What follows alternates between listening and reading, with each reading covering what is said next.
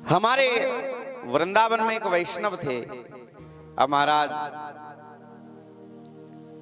बाजार में से जा रहे थे, गर्मियों का समय था, तो उन्होंने तरबूज देखे और तरबूज देख करके मन में आया कि तरबूज ले लूं।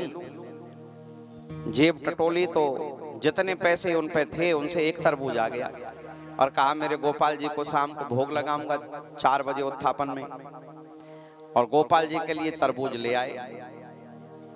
तरबूज मंदिर के बाहर रख करके यमुना स्नान करने चले गए कि स्नान करके आऊंगा, भगवान का उत्थापन करूंगा, फिर भोग लगाऊंगा।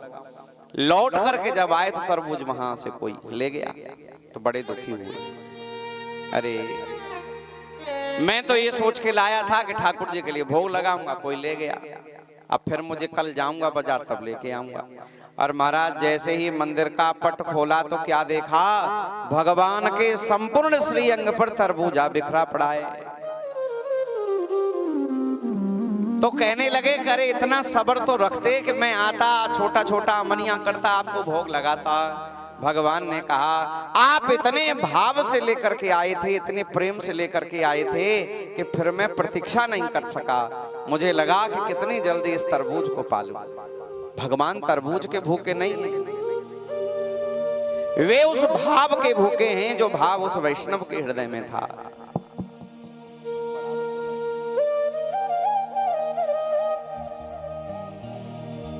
वे वस्तु नहीं चाहते, वे भाव देखते हैं।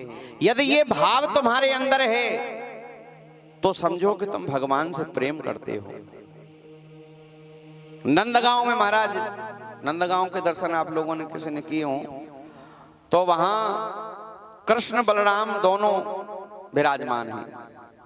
तो वहां एक बूढ़ी मैया रहती थी, बहुत पुरानी बात है, वो सूत काटती थी, सूत नहीं काटते, और सूत काट करके उसने कुछ पैसे इकट्ठे किए, अपने लिए खर्च नहीं करती वो, भगवान के लिए। और उसने पैसे इकट्ठे किए, जब पैसे इकट्ठे हो गए तो उसने सोने के कड़े बनवाए, 2 कड़े। अब वो दोनों कड़े पुजारी जी को देकर के कहा कि ठाकुर जी को पहना देना।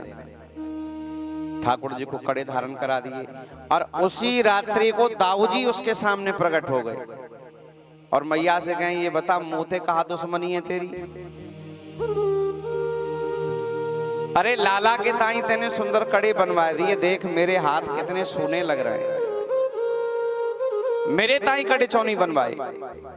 तो मैया ने कहा दाऊ मोको क्षमा कर, अब फिर दोबारा पैसा इकट्ठा करूंगी और फिर दोबारा तेरे लिए कड़े बनवाऊंगा।